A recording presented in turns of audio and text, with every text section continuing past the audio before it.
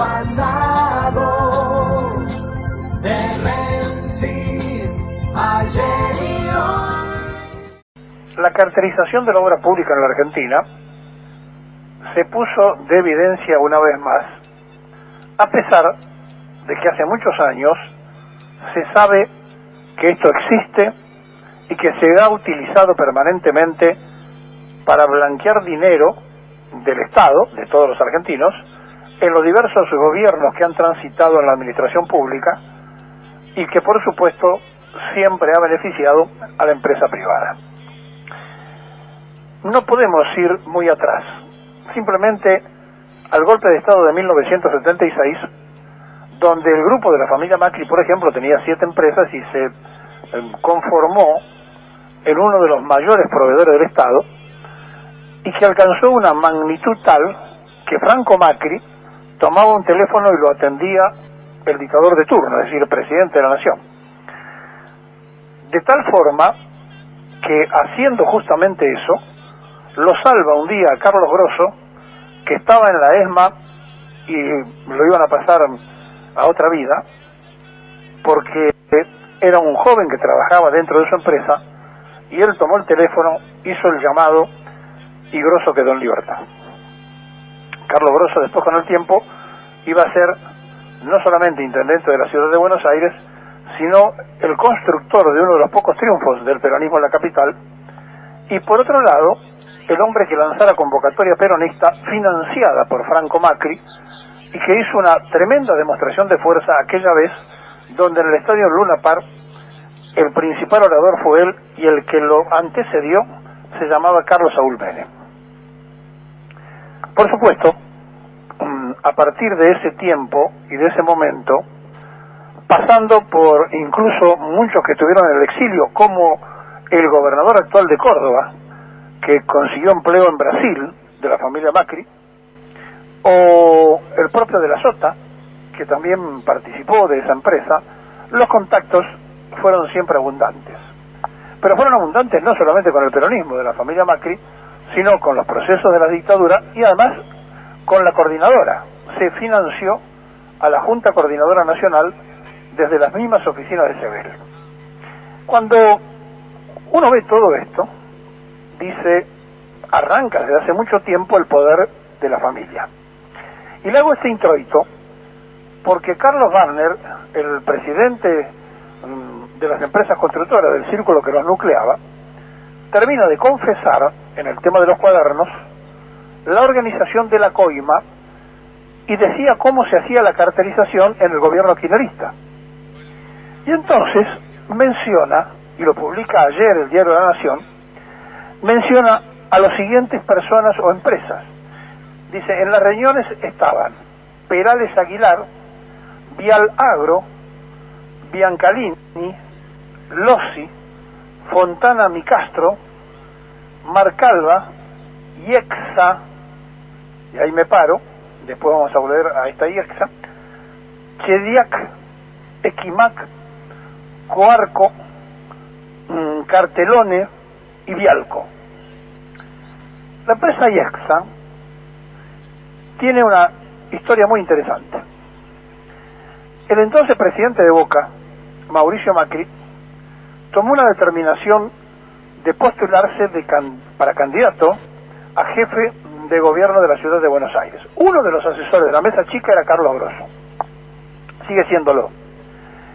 Y entre las cosas que le dijeron, lanzá tu candidatura en un lugar simbólico. Entonces Macri apareció en un basural como diciendo, hay que cambiar esta historia, hay que cambiar esta vida. Y eso ocurrió el 27 de febrero del año 2007.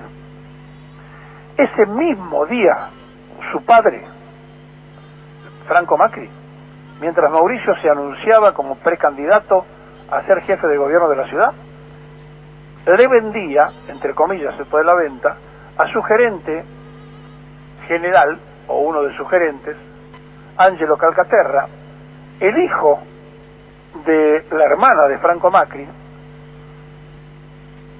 la empresa Iexa, y otra empresa más, Creaban. Claro, el arquitecto Angelo Calcaterra había sido hasta ese momento gerente de las empresas de Macri y aparecían comprándola. Calcaterra venía de una constructora que había fundado su padre, Antonio Calcaterra, allá por 1964. Fue 6 años gerente de Sideco, estuvo vinculado constante y permanentemente al grupo Macri y por supuesto que todo el mundo sabía que no era que se había comprado porque había pagado la empresa, sino que se estaban deshaciendo de una empresa que era proveedora de la ciudad de Buenos Aires porque el hijo del dueño se iba a presentar a candidato y entonces la ley no se lo iba a permitir. ¿Y por qué le digo esto? Porque cuando hablan de IEXA, hacia atrás, y algunos tratan de decir a la familia Macri, sí, los lazos de la familia Macri están comprobados, pero todo lo que pudo haber hecho lo hizo Angelo Calcaterra, que no es en la única causa que aparece vinculado el primo hermano del presidente de la nación, sino que también está en otros 2 escándalos, en los negociados con Baez y en Odebrecht. O sea que con todo ese bagaje a cuesta, tocó el timbre, se presentó, entró, salió y no lo detuvieron. Entonces ya empezamos mal, porque si se ha detenido a cualquiera por presunción, al primo hermano del presidente que tiene antecedentes, lo dejaron ir. Pero además, se produce ahora con las declaraciones de Wagner la caída de todos los arrepentidos, porque Carlos Wagner dice, organizamos la trampa con el Estado y cuenta todo, cómo se junta con Julio De Vido, cómo habían conocido en el sur a De Vido y a Kirchner, etcétera, etcétera, y donde se armaba, dice, todo porque me dijo a mí, dice Wagner, Julio De Vido, que la caja política iba a ser la obra pública y que yo debía garantizarlo. O sea que a confesión de partes, relevo de pruebas, está confesando una organización ilícita y está confesando además que mintieron todos aquellos que se hicieron los arrepentidos y que dijeron que era plata para la campaña. Por lo tanto, inmediatamente cuando un arrepentido miente, debe ir preso.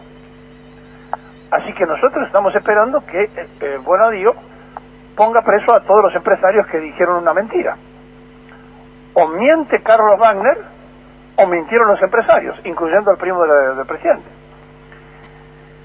De manera que todo esto transforma a la sociedad argentina en una profunda confusión.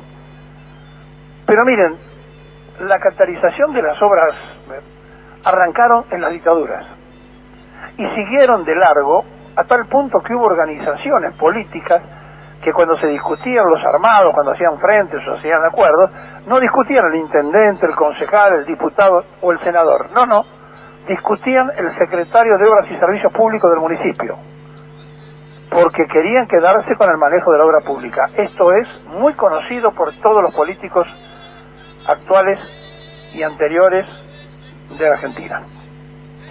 Y entonces, cuando se pensaba dedicar a la política, el mismo día del anuncio, IEXA pasa de la familia Macri al primo hermano. De manera que esto ocurre el 27 de febrero del año 2007, y a partir de allí actuó Angelo Calcaterra como absoluto operador de Franco Macri y de Mauricio Macri. Más allá de esto, y más allá de que ya le comentamos el otro día que tiene el mismo estudio jurídico que lo defendió a Franco y a su hijo en el contrabando de auto famoso, y que además lo defendió en las escuchas a Macri, o sea, para que no haya ninguna duda, es el mismo estudio jurídico, tenemos que encontrar lo que le venimos diciendo en esta causa de los cuadernos. Primero, que Bonadío se hizo cargo sin respetar el juez de turno o sin mandar a sorteo la causa. Primer tema interrogante, que hoy Cristina va a presentar un escrito, seguramente se irá, después de presentar el escrito, no contestará preguntas y dirá qué cuestiona el juez. Es casi de manual. Segundo,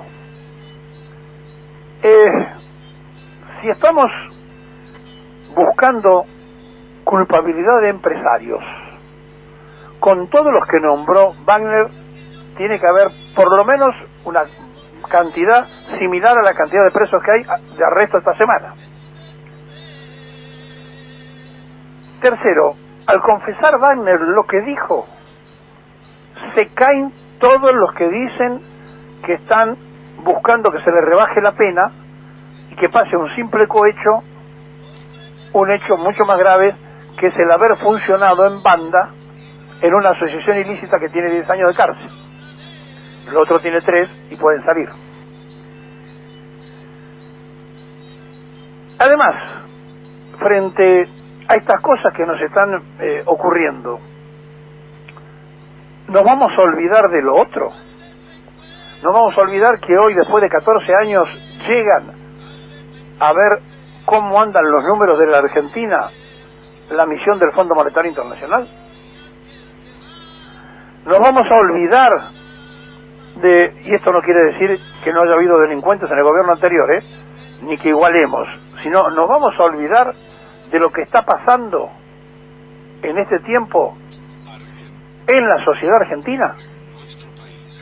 Miren, no nos vamos a olvidar a tal punto que no se olvida el pueblo, porque si usted se ubica en lo que le pasó a Dante Camaño, secretario general de los gastronómicos de la ciudad de Buenos Aires, que invitó a su amigo, al presidente de la Nación y al jefe de gobierno de la ciudad de Buenos Aires a la fiesta de gastronómico, y que fue abucheado por todos los trabajadores gastronómicos, el presidente de la República, a quien prácticamente no lo dejaron hablar, y el propio alcalde de la ciudad. Lo que quería hacer el dirigente sindical, hermano de Graciela Camaño, cuñado de Luis Barrio Nuevo, que trató de quedar bien porque tiene buena relación con Macri, fue total y absolutamente desautorizado por las bases sindicales de su propio gremio. Fue una silbatina impresionante cuando hablaba Macri. El pueblo no se olvida, el pueblo no perdona lo que está pasando hoy, más allá que la sociedad está asqueada de lo que pasó antes. Por lo tanto, les digo esto porque tomen eso como meridiano, lo que pasó en una fiesta donde la gente va predispuesta a divertirse y no a hacer política, y fue una silbatina estruendosa. Por lo tanto, si no entendemos, y si no entiende el gobierno, y si no entienden los voceros del gobierno, que con esto igual no van a poder tapar la realidad, me parece que estamos errando el vizcachazo. Miren, cuando uno se detiene frente a lo que pasa en la sociedad, a lo que ocurre todo el tiempo, se va a dar cuenta que nos están pasando cosas muy puntuales. Y que mañana, cuando tengan que salir otra vez con la LEVAC a ver cómo refinancian más de 500.000 millones de pesos, el dólar se va a volver a mover. Y piensen que estamos hablando de que en octubre pueda llegar a 40 pesos la moneda norteamericana, so pretexto de un disfraz que para quedar bien con el fondo le van a decir: para poder exportar hay que seguir depreciando el peso. Hay 8 monedas en el mundo que valen menos que el peso argentino. 8 monedas en el mundo, de todos los países del planeta Tierra. Macri lo hizo. Por lo tanto, si creemos que con el escándalo de la mugre anterior vamos a tapar la realidad, no se puede hacer. Lo otro existió, se está investigando, y habrá que meter los presos a todos los que correspondan. A todos, Bonadío, a todos. Y entonces, demostrando que evidentemente había una gavilla, quiero recordarles a propios extraños que está preso Julio De Vido, el ex ministro de Planificación Federal, que se entregó, que estaba prófugo José María Olastagasti, el secretario privado de De Vido, que Rafael Enrique Lorenz, secretario legal del Ministerio de Planificación, está preso, que que Roberto Barata, subsecretario de Coordinación y Gestión y mano derecha de Julio De Vido, está detenido y acusado con el tema de los cuadernos, difícilmente vaya a salir. Norberto Werner, secretario de Comunicaciones, está imputado. Ricardo Jaime, secretario de Transporte de aquella gestión, está preso. Jorge Omar Mayoral, secretario de Minería, está indagado. Daniel Cameron, secretario de Energía, procesado. José López, el del Bolso, secretario de Obras Públicas, preso. Carlos Santiago Kirchner, subsecretario de Coordinación de Obras Públicas Federal, detenido. Abel Claudio Fatala, subsecretario de Obras Públicas, procesado. Juan Pablo Schiavi, secretario de Transporte, preso. Claudio Uberti, que manejaba el órgano de control de concesiones viales, OCOVI, está prófugo. Walter Faegas, expresidente de Energas, está preso. Ezequiel Espinosa, expresidente de NARSA, indagado. Es decir, no estamos hablando de señoritas castas que son inocentes, ni que le inventaron causa, ni son perseguidos políticos. ¿Está claro? Pero aquello no puede tapar la realidad de hoy. Y no puede tapar la crisis donde volvieron a vender 650 millones de las reservas, donde le pidieron permiso a la actual ministra de Economía de la Argentina, a Cristina Lagarde, para que les permita seguir vendiendo reservas, y que claro, era lógico que el día de la reconquista y de la defensa de Buenos Aires, que fue ayer, pasara absolutamente desapercibida en las conmemoraciones, porque todos estaban ocupados o con el fútbol o con los cuadernos, pero importaba muy poco saber que habíamos producido el rechazo militar a los ingleses y que los ingleses se habían robado 40 toneladas de monedas, dejando quebrado Buenos Aires y haciendo que a partir de ese robo nos empezáramos a endeudar. ¿A quién le podía importar todo esto si pasó hace más de 2 siglos? Le importa mucho más la cosa de todos los días. Bueno, en la cosa de todos los días, prepárense, llega la misión del Fondo Monetario Internacional para controlar al gobierno de los globos, que terminó diciendo en la campaña electoral que la inflación era una pavada, que cómo nos iba a controlar, y que en su gobierno iba a haber pobreza cero y los trabajadores no iban a pagar impuestos a las ganancias. Les recuerdo, vienen mintiendo desde que fueron caracterizados en el proceso militar como proveedores del Estado. Macri arrancó sacándose una filmación y una foto en un basural. Estaba bien indicado, porque se habían quedado con el negocio de la basura durante el gobierno de Carlos Grosso en la ciudad de Buenos Aires.